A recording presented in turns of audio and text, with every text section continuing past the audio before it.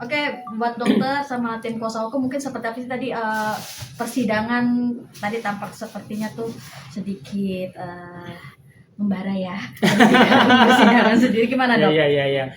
Jadi akhirnya saya datang sebagai saksi persidangan ya, karena selama ini kan saya juga nggak boleh membeberkan barang bukti, karena apapun barang bukti itu harus dikasihkan ke penyidik waktu kita datang untuk memenuhi BAP, sama kalau seandainya kita untuk di pengadilan, karena kita tidak boleh menyebarkan dulu barang bukti, nanti bisa jadi nggak sah barang buktinya gitu. Jadi kalau kita nanyain tentang kronologis permasalahan ini, saya ngomongnya by bukti ya, kayak gitu. Karena kita nggak boleh asumsi katanya atau menurut saya tapi tanpa bukti gitu. Saya ngomongin dengan bukti ya. Di 17 September itu saudara RG duluan menghubungi saya ya dengan mengechat, ini ada rangkuman juga biar cepet ya. Dia ngechat saya jam 23.21, chat duluan, yang saya balesnya jam 23.58, duluan pertama kali untuk mengechat. Oke, untuk pertama. Kedua, lagi-lagi dia duluan lagi yang ngechat di 18 September. Kalian ngelihat ini dengan ini ya, dengan bukti terlampir ya, tanpa ada kebohongan ya yang saya bacakan ini. Dan juga tadi sudah di muka persidangan saya sampaikan. Untuk yang kedua kali duluan lagi ngechat jam 00.07. Bayangkan jam 12 malam ngechat saya. Lagi sibuk nggak? Apa ngantuk? Mau teleponan? Ah kangen. Jam 12 malam ngechat duluan. Nggak saya bales. Oke. Lalu berikutnya dianya mengechat via IG, DM IG ya, via DM IG dia ngechat duluan lagi. Tanggal 25 September untuk ketiga kalinya duluan. Oke. 25 September jam 00.15 aku WA dia chat seperti itu. Akhirnya saya balas dong 25 September. Teteh iya, saya jawab jam 7 paginya. Karena dia ngechat sebelumnya jam 00.15. Akhirnya langsung nih dia telepon. Gak saya balas. Nggak saya angkat. Terbukti ya, nggak saya nih teteh iya nggak saya angkat. Oke, jadi supaya kelihatan siapa yang berperan aktif di sini. Lalu saya telepon lah balik karena sebelumnya ada telepon dari dia, nggak diangkat. Telepon lagi nih, jam 12.57-nya, 2 jam setelahnya, nggak saya angkat. Tidak ada saya jawaban untuk melakukan apapun. Oke, selesai. Itu tadi 25 September, 27 September ngechat lagi duluan. Aku telepon kok nggak nyambung. Terbukti duluan keempat kalinya. Oke. Dan nelpon jam 27 September, aku telepon kok nggak nyambung. Saya bales lah dengan video call di sini ya. Ini dia curhat-curhat karena ini di tanggal 27 September. Isinya curhatan-curhatan. Lalu di 11 Oktober ngechat lagi duluan. Oke, benar ya. Kalian bisa melihat ya. Untuk kelima kalinya, harus kalian garis bawah, untuk kelima kalinya dia duluan lagi yang meng-approach saya duluan. Oke.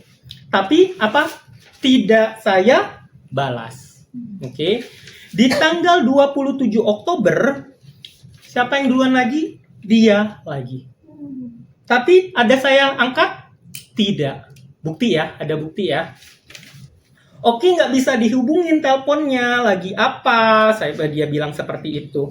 Saya kirimlah foto. Kalau nggak salah ini saya lagi di PIM. Kayak gitu.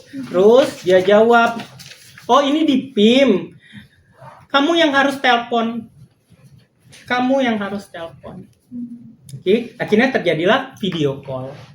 Disinilah yang pembahasan dia pengen banget ketemu sama Nikita Mirzani. Bagaimana cara ketemu sama Nikita Mirzani? Saya bilang kalau mau ketemu sama Nikita Mirzani itu nggak mau ketemu secara langsung. Kan sudah saya beberkan tadi di persidangan.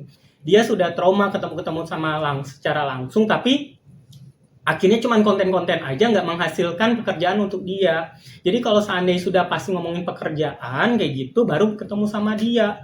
Jadi kata Nikita Mirzani, kalau mau ketemu sama dia itu kasih aja nomor timnya dia kayak gitu. Di situ juga ada pembahasan tentang ngomongin pengen ketemu Nikita Mirzani, ngomongin tentang review-review skincare, bahas tentang gaji karyawan, bahas tentang manajer R&D produk tuh gimana, gajinya berapa, produk kita tuh biar bagus, biar selalu ngecek quality produk. Karena yang kalian ketahui, waktu itu kan lagi hangat-hangatnya isu tentang review skincare, benar kan? Ya. Tentang isu-isu overclaim, berarti kan yang ngecek quality control di klinik ataupun tempat perusahaan kita itu namanya kan R&D, dia yang ngecekin untuk produk-produk. Di situ saya bilang ke dia, terus dianya duluan nih, dia yang pertama kali dia bilang, Ki kalau malam ini ketemu Niki aja bisa nggak kira-kira sama kamu juga? Kita ngomongin by bukti ya. Dia duluan yang pengen ketemu sama Nikita Mirzani, gimana caranya, dan sama kamu juga, berarti sama saya. Saya bilang dia nggak mau ketemu kalau nggak pasti soal yang tadi teh.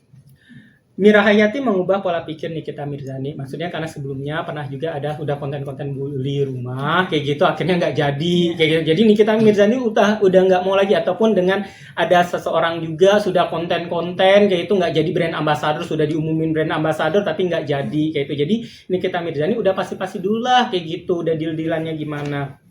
Ya udah pasti. Dia bilang baiknya gimana. Akhirnya karena dia tanya baiknya gimana, dia udah tahu dia nggak mau ketemu langsung, saya nggak sekonyong-konyongnya ngasih nomor Mail, itu atas permintaan dia. Saya kasih nomor Mail. Oke. Aku nggak enak chatnya gimana, ya udah nanti ku coba, makasih Oki. Chat aja, dia itu penggantinya Niki, bilang aja silaturahmi sama Niki. Dia bilang silaturahmi, saya bilang silaturahmi sama Niki. Terus sudah di tanggal 3 November dia duluan yang menelpon saya. Di 3 November ini otomatis yang keberapa kali, yang ke-7 kali dia duluan. Tidak pernah sejarahnya saya yang duluan menghubungi, oke? 3 November dia ngechat, nge-nelpon, nggak saya angkat, akhirnya Oki telepon, saya jawab lagi 6 jam kemudiannya baru saya jawab iya teh, kayak gitu, oke? Di tanggal 13 November, dia menghubungin saya duluan lagi. Oki di mana? Benar? Untuk yang ke-8 kalinya. Oke, dia duluan. Oki di mana? Ketemuan yuk, aku ke rumah kamu. Oke, ini udah untuk kesekian kalinya dia pengen ke rumah saya. Terus saya persingkat biar kalian nggak capek nunggunya, biar kalian tuh melihatnya dengan bukti. Pokoknya di sini dia pengen ketemu, pengen ke rumah. Lalu saya bilang lagi untuk Oki, aku nggak enak-enak banget chat Mailnya Ki, biar Oki bisa temenin. Besok gimana? Katanya kayak gitu. Oke. Akhirnya dia tanya, Oki, ini Mail nanya kayak gini, sama mau ketemu nanti kepentingannya apa? Oki, aku jawabnya apa? Saya bilang apalagi? Silaturahmi lagi. Oke, padahal sebelum silaturahminya itu di tanggal yang sudah lama banget, di tanggal 27 September, ketika di 13 November pun saya suruhnya lagi silaturahmi. Jadi tidak ada omongan tentang sumpal duit yang sudah beredar. Makanya saya bilang, coba kasih bukti aja satu yang mengatakan, saya bilang, sumpal mulut Nikita pakai duit. Dan rekaman juga udah tersebar kan ya. Ada nggak kata-kata saya bilang, sumpal mulut Nikita pakai duit? Kan tidak ada. Di situ kan cuma perbincangan tentang Reza Gladys, gimana ya Ki, ini dengan isu-isu beredar ya, kalian dengarlah sendiri. Tidak ada kata-kata Oki Pratama bilang bayar Nikita, ada kata-kata bayar Nikita atau bayar uang atau sumpal Nikita pakai uang. Tidak ada di rekaman itu. Bahkan di chat pun tidak ada seperti itu. Lalu di 14 November untuk ke-9 kalinya dia menghubungi saya duluan. Oke. Oki, Mail belum jawab aku. Ki bisa telepon nggak? Ini beda-beda jam nih. Ki bisa telepon aku nggak? Oki, telepon nggak saya angkat. Oki, akhirnya saya balas dengan saya kasih foto di jam 4 sore, dari dia ngechat jam 1, saya lagi meeting. Setelah itu tidak terjadi pembicaraan apapun lagi setelah itu. Oke, itu untuk kronologis yang ditanya-tanya selama ini. Dokter Oki ini apa sih perannya? Dokter Oki ini gimana sih kronologisnya? Selama ini saya diam karena saya nggak mau. Ya saya lebih berpikirnya takutnya kalau sudah dibeberin di awal, takutnya nanti udah ada karangan-karangan lain. Jadi supaya jebret langsung apa nih di muka persidangan seperti itu. Oke. Udah, kalau seandainya kalau ditanya, saya nggak ada menerima dana sedikit pun, ya, nggak ada menerima dana sedikit pun, nggak menerima manfaat juga dari masalah ini, kayak gitu. Jadi ya apa, kayak gitu. Malah, kalau jujur, saya merasa dirugikan, diseret-seret masalah ini. Karena balik lagi kalian udah melihat, pihak sana yang meminta tolong ke saya, yang ujung-ujungnya gara-gara dia memaksa saya untuk minta tolong, akhirnya terseret saya di masalah ini, kayak gitu. Kalau jujur, saya menyesal sekali jadinya menolong seperti ini, kayak gitu. Maka dari itu, kan lu udah dikasih nomor Mail, ya lu berhubungan sama Mail aja. Kenapa setelah dikasih Mail itu masih juga menghubungi saya? That's why akhirnya saya masih follow up Nikita Mirzani untuk memastikan mereka ini udah selesai atau belum sih, kayak gitu. Yang saya tahu dari pihak sebelah, dari pihaknya Nikita, dia akan mendapatkan pekerjaan seperti itu. Mungkin ada tambahan dari Bang Sunan dan Bang Nata. Tapi dok, mungkin maaf di Ya. persidangan sebelumnya kan saksi Reza Gladdis kan nama dokter selalu disebut-sebut nih. Ya, Jadi, untuk gimana? sebelum ketemu sama Mailnya kan saya dulu. Iya. Benar. Itu gimana dok tanggapan dokter sendiri kan sebagai istilahnya sumber utama nih. Ya, Disebut-sebut maksudnya oleh Reza Gladdis. ceritanya ada sayanya Iya. gitu. Yaitu dia saya bilang tadi kenapa ada nama saya tersebut, karena kronologisnya tadi Dr. Reza Gladdis mencari-cari saya terus kayak gitu, meminta tolong. Kenapa kok dia minta tolong dokter sih, kayak gitu. Karena memang seperti di muka persidangan tadi saya bilang, saya dengan beliau itu sebenarnya tidak ada masalah. Bahkan sampai sekarang pun kalau ditanya ada nggak dokter masalah sama Dr. Reza Gladdis, ataupun misal sudah ketok palu nanti mau musuhan atau enggak kok. Maksudnya dalam artian saya tidak ada masalah sama beliau, kayak gitu. Kalau ditanya sekarang kecewa, ya cukup kecewa, kayak gitu. Tapi kalau mau musuhan ataupun apa, saya anggap saya nggak mau punya musuh, kayak gitu. Itu saja. Dokter tadi Padahal dokter lebih kenal dulu Reza Ya, Gladdis tadi kan dibanding sudah kita saya ya. bilang kan di tahun 2018, Iya. benar. Bahkan sudah sempat liburan bareng juga waktu itu, pernah ke Jerman. Tapi publik melihatnya, maaf ya, dokter lebih condong ke NM itu. Iya, Gitu. karena kan dengan Nikita Mirzani, apalagi sekarang kan udah semakin dekat, apalagi kalau permasalahan anak kayak gitu. Nikita Mirzani kan single parent, kadang dia nanyain tentang masalah anak gimana nih dok, kayak gitu. Apalagi sekarang kan sama-sama punya anak, saya juga kan, jadi kadang saling sharing tentang anak. Kayak gitu. Dok tadi sedikit tidak nyaman saat dicecar JPU sendiri, gimana dok? Tadi Ya nggak ada masalah, agak selagi, sedikit gelagapan juga kan? selagi kita ngomongin dengan yang benar, apa yang sesuai faktanya, ya tinggal jawab saja. Ada tekanan nggak sih dok? Dokter merasa sendiri tadi ketika jadi saksi di depan? Enggak sih, kayak gitu. Hanya saja kan mungkin terjadi perseteruan ya antara dua kubu, kayak gitu. Saya juga ya menikmati saja, kayak gitu. Apa yang saya tanya, apa yang ditanya saya jawab, seperti itu. Dok, dengan permasalahan ini agak terganggu nggak dengan usaha dokter?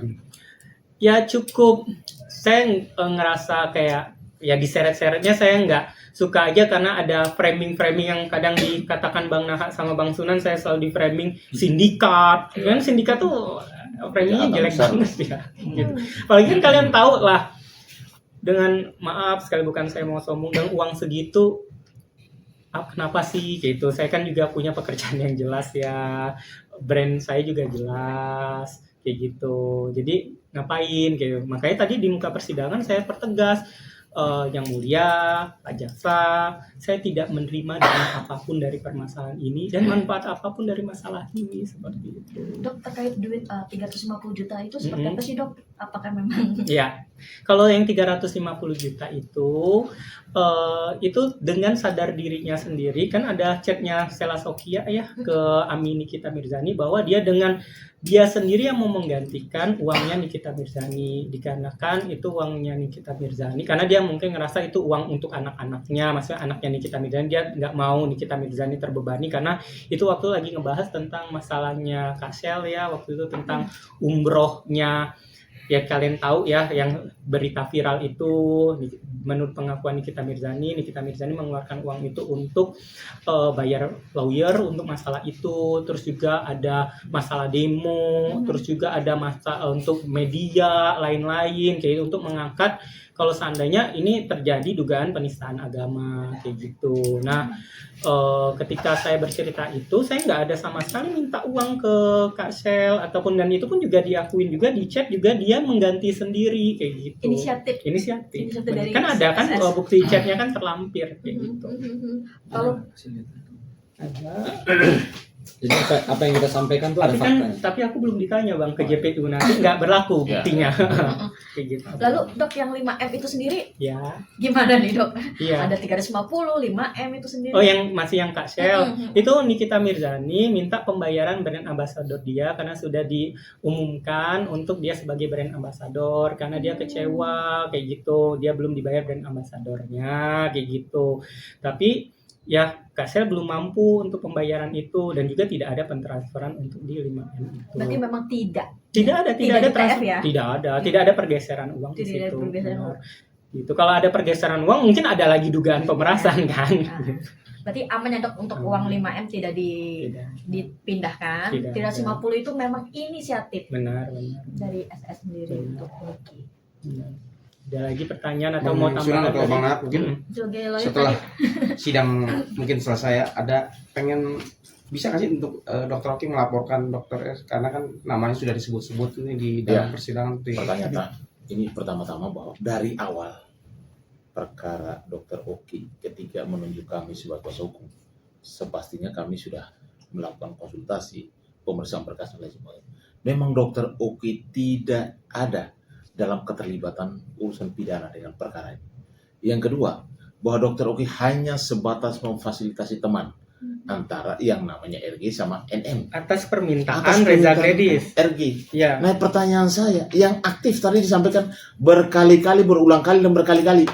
Itu yang menghubungi itu adalah RG sendiri kepada Dokter Oki untuk supaya bertemu sama NM. Nah, Dokter Oki sendiri sudah memberikan nomornya mail supaya berkomunikasi. Jadi yang di sini saya mau sampaikan bahwa Dokter Oki hadir di sini sebagai saksi. Kategori saksi adalah menyampaikan apa yang dia tahu, yang dia lihat, dan dia dengar. Bahkan yang melalui chat WA. Dan itu sudah disampaikan kepada sidang NM tadi. Faktanya bahwa dalam hal transaksional antara RG sama NM tidak pernah melibatkan Dokter Oki. Apalagi Dokter Oki menerima uang sepeser pun. Tadi beliau sudah menyatakan berkali-kali. Tidak ada menerima uang sepeser pun dari yang namanya NM atau RG. Sehingga jangan bawa-bawa, jangan seret-seret namanya Dokter Oki dalam urusan pidana. Faktanya. Kenapa per hari ini laporan terhadap Dokter Oki perkaranya tidak pernah bisa ada tingkatan status. Kenapa? Karena memang Dokter Oki tidak pernah terlibat di dalam urusan perkara yang melibatkan RG sama NM. Hanya memfasilitasi. Loh, kalau sebagai teman memfasilitasi orang, apa itu dianggap pidana? Terkecuali itu ada si Pak Anus itu yang selalu bilang Dokter Oki ini harus tersangkakan. Dokter Oki ini adalah sindikat. Saya hati-hati loh ngomong sindikat itu. Kenapa? Karena Dokter Oki tidak ada putusan pengadilan menyatakan dia adalah pelaku kejahatan. Sindikat ini kriminal besar, ya. Dan ini kami akan ambil langkah hukum. Karena apa? Kata sindikat itu harus dipertanggungjawabkan. Yang kedua, kami cuma sampaikan kepada si sana supaya jangan terus menyeret-nyeret namanya Dokter Oki dalam kasus ini. Tadi sangat jelas, terang benderang bahwa Dokter Oki menjelaskan terkait dengan pertanyaan jaksa yang tadi dan juga pertanyaan daripada pihak NM sendiri, bahkan dari majelis hakim dijawab dengan tenang, dengan cool. Kenapa? Karena memang dia tidak bersalah. Kalau orang bersalah, tadi dikejar terus pasti grogi kan? Faktanya kan enggak. Dia tenang. Kenapa? Karena dia tahu persis masalahnya. Yang melatar belakangi pertanyaan saya, yang membutuhkan itu siapa? Yang kejar-kejar itu siapa? Lalu yang kedua, menyerahkan uang transaksional 4M kepada RG kepada NM. Kepentingannya apa? Ya. Kalau tidak ada kepentingan, itu hadiah dong. Kalau hadiah atau hibah itu tidak ada pidananya. Makanya saya sampaikan bahwa unsur atau pasal yang disangka kepada Nikita Mirzani, nanti lihat saja dari keterangan-keterangan yang ada, dari alat bukti, dari ahli yang akan dihadirkan, ini bisa terbantahkan semuanya. Kenapa? NM itu ada pekerjaan yang ditawarkan oleh RG. Begitu kan, Dokter? Sehingga memang ada komunikasi itu bahwa itu pekerjaan, bukan kejahatan. Jadi itu yang perlu saya sampaikan. Nanti mungkin Bang Sunan mau sampaikan lagi, silakan. Tambah, Bang. Yang pasti hari ini klien saya sudah menyampaikan ya apa yang dialami, bagaimana awalnya. Tentunya tadi saya sampaikan, Dokter Oki tolong sampaikan segala sesuatunya di muka persidangan, tidak lebih tidak kurang yang ada buktinya. Yes, itu benar. Nah, itu aja. Benar, karena kalau seandainya cuma asumsi-asumsi ketika ditanya mana buktinya nggak ada, nggak boleh. Makanya tadi ketika majelis bertanya, dokter pernah ada bilang ini duit tutup mulut, misal contoh MS Glow 4M, saya bilang tidak ada, dengan tegas saya bilang tidak ada, mana buktinya? Tidak ada, bisa dibuktikan, benar kan? Jadi saya nggak mau kalau seandainya bisa berasumsi, kalau saya pikir kayak itu, oh hukum bisa hanya asumsi-asumsi tanpa bukti, hebat juga ya kayak gitu aja. Oke dok, kemarin yang ramai Berarti juga siapa dok yang memulai wacana ada angka uang 5M itu keluar menurut dokter siapa? Saya tidak tahu itu. Mungkin Kamail gitu dok mungkin. Tidak tahu. Kan udah ada rekamannya kan yang minta suruh sebut siapa kayak gitu. Kan itu kan bisa menilai sendiri kayak gitu. Tapi itu kan di luar kapasitas saya ya, karena itu kan pembicaraan orang lain. yang ramai juga kemarin Mbak Shandy juga juga terbawa namanya. Iya, Ini benar, gimana nih dok? Sebagai Benar. teman juga dengan Mbak Benar. Yang pastinya saya tidak ada mau mengkonfirmasi yang bagaimana, tapi kan mengkonfirmasi langsung ke muka persidangan. Saya bilang ya tidak ada gitu, ada saya terlepasnya kalau ada transferan atau enggak saya tidak tahu kayak gitu. Yang pasti yang saya yakin mungkin juga tidak ada, karena itu kan berarti transaksi antara Shandy sama Nikita. Tapi yang saya bisa pastikan kan misalnya ditanyanya saya yang ngomong kayak gitu. Saya bilang tidak ada pembicaraan, saya bilang Nikita Mirzani itu dibayar 4M untuk tutup mulut kayak gitu. Tidak ada kayak gitu. Dok, mengenai produk RG yang katanya nggak lulus Bepom ya, gimana dok mungkin tanggapannya dok? Ya itu berarti kan saya juga nggak enak karena kan itu sejawat saya. Itu mungkin ya seperti tadi di muka persidangan, Ya, biarlah ahli Bepom yang mengatakan atau kalian bisa lihat situs Bepom saja gitu. Dok tadi juga ketika after jadi saksi dicecar oleh tim SS sampai terucap kata-kata yang kurang pantas. Dokter juga tadi mungkin dengar juga ya. Iya. Gimana dok artinya? Gak apa-apa. Saya kan kalian melihat track record saya, ada nggak dari kisruh ini dari tahun lalu, ada nggak satu kali saja saya membalas di media sosial saya? Ada nggak? Ataupun kalian kejar saya, kalian dokter tanggapan ini ada nggak? Saya selalu bilang apa? No comment, saya nggak mau kayak gitu. Karena menurut saya gini, kalau ada dua kubu yang sedang bermasalah ataupun dua orang yang bermasalah, kalau satu terus cut, yang satu cut, nggak selesai nih masalah. Tapi kalau seandainya satu cut, yang satu ya udah diem, ya udah selesai karena nggak saling jawab-jawaban kayak gitu. Ya udah, jadi ya saya berharap kalau seandainya sudah terserah mau sampai kapan nggak apa-apa. Yang penting sayanya ya sudah cukup biasa saja kayak gitu. Tidak ingin, karena kan tadi melontarkan kata-kata tidak pantas ke dokter. Biarin Oke, aja. gimana? Itu yang kadang Apakah memang- Bang Sunan, Bang Naha yang kadang gemes punya klien kayak saya. Iya, betul. Dokter ini sudah masuk unsurnya, laporin dokter ini kan sudah ada wajah dokter di kali ini sudah masuk banget. Saya pasti nggak mungkin. Udah bang, biarin aja. Mereka yang gemes sebenarnya. Nah, tapi setelah kita pikir-pikir ya, karena yang ngomong itu kan bukan manusia ya, iya kan? Jadi buat apa kita lapor? Iya. Masa kita mau lapor ke kebun binatang, ya kan? Berarti sudah artinya tidak mau Legowo. membawa ke Ya, ranah. biarin aja, karena kan hidup itu nggak ada yang selalu yang perlu ke kita. Dia dibayar untuk itu, kasih dia kerja. Kita berdoa aja, Dia dibayar semoga untuk kasih semuanya dia kerja. tenang, berdoa sama agama yang masing-masing. Kalau saya sama Allah, semoga semuanya punya kelapangan dada. Jadi inilah kebaikan Dokter Oki. Yes. Kami sebagai kuasa hukum itu gemas juga. Karena orang menyeret dia, menjatuhkan nama baiknya di publik. Dan semua kami sudah data. Baik ITE-nya, baik pidana umumnya, semua kami sudah ada. Dan nama-namanya sudah ada di kami. Tinggal beliau bilang, hajar, kami hajar. Sebenarnya Iya kan? beliau-beliau ini sudah menyodorkan surat untuk pelaporan. Iya. Tinggal saya tanda tangan. Udah Saya bilang, selesai. "Nggak usah bang, biarin Tapi aja." jangan salah, manusia itu ada batasnya. Lo terus-terusan, ya, kami ingatin, lo terus-terusan, semua orang bisa berubah pikiran. Betul lah, namanya manusia ya. Jadi kami ingatkan, cukup sudah ya keterangannya Dokter Oki di pengadilan sudah membantah semua isu informasi hoax yang terjadi di dunia maya. Mudah-mudahan orang-orang yang bicara di dunia maya tersebut terus berpikir kembali ke manusia dunia nyata. Jangan terus ke dunia maya, apalagi mengintervensi penegak hukum. Lu siapa? Lu siapa mengintervensi penegak hukum? Ya, ketemu aja kita itu loh, nggak usah di belakang layar terus. Klien kami baik hati, Tapi kami belum tentu baik hati. Oke. Oke, dokter Oki, tapi mungkin dokter saya dok, semenjak mencuatnya kasus ini hubungan dengan dokter Reza sendiri Ya. cukup dinginkan dan tadi sempat bertemu kah atau gimana? Nggak sempat ketemu kayak gitu. Kalau untuk hubungan sejauh ini belum ada pertemuan, belum ada kontak gitu. Tapi kan nggak tahu kitanya ke depan, bukan berarti saya menutup diri atau menutup komunikasi, karena balik lagi hablum minanas ya, kita sesama manusia. Tapi juga saya nggak tahu juga pihak sana, yang saya lihat juga pihak sana dengan saya kayak gitu sebenarnya tidak ada masalah kayak itu. Nggak ada juga pernah menyerang saya secara personal yang saya lihat ya kayak itu. Beliau tidak ada, karena beliau juga cukup gentle sih, maksudnya kalau beliau, khususnya beliaunya ya, bukan pengacaranya ya gitu. Khususnya beliaunya nggak ada yang menyerang personal saya, menyerang ini, nggak ada, cukup fair sih kayak itu. Dia mengikuti untuk persidangan. Keinginan bertemu langsung nanti, dok, ada keinginan Ya, seperti itu? kita nggak tahu ya, kita nggak tahu namanya hati manusia. Mungkin ketemu, apalagi kita sama-sama dokter sejawat, ketemu nggak sengaja di misalnya lagi ada pertemuan ataupun lagi ada acara, ya kita nggak tahu. Masa ketemu terus sayanya musuh-musuhan gotong, enggak, saya nggak pernah. Orang aja yang banyak punya masalah sama saya, misalnya ada pernah menghina saya ataupun apa, bisa loh saya tuh memaafkan, ketemu lagi kayak biasa aja gitu. Dok, mungkin penampilan dari NM kelihatan stylish lagi Kan selalu gimana? seperti itu ya, kalian bisa tahu dia selalu seperti itu, selalu Gimana cantik. dok, artinya ketemu Nikita kemarin hari ini? Karena kan sebelumnya dokter kan memang absen dari Datang, kalian nggak lihat saya Datang, datang, Waktu datang, pertama waktu yang kemarinnya lagi. datang. Saya tuh nggak pernah absen sekalipun. Kalau kalian nanya mana dok videonya, saya ada kayak gitu.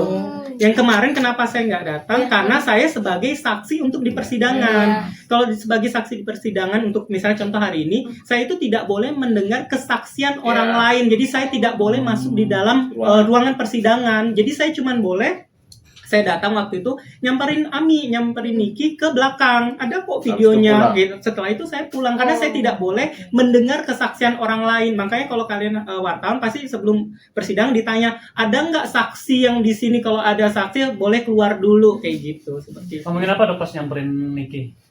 Pasti bilang Ami kangen kayak gitu. Kuat ya Ami. Iya dokter aku kangen, lebih kayak gitu sih. Dok, berarti sudah lega ya, artinya sudah mengeluarkan segala mungkin bukti-bukti apa yang dokter sekarang sempat tahan-tahan. Benar, karena kan kita berbicara bukti itu ketika memang di tempatnya. Jangan sampai nanti buktinya nggak berlaku karena sudah dibeberkan kayak gitu. Ya, betul.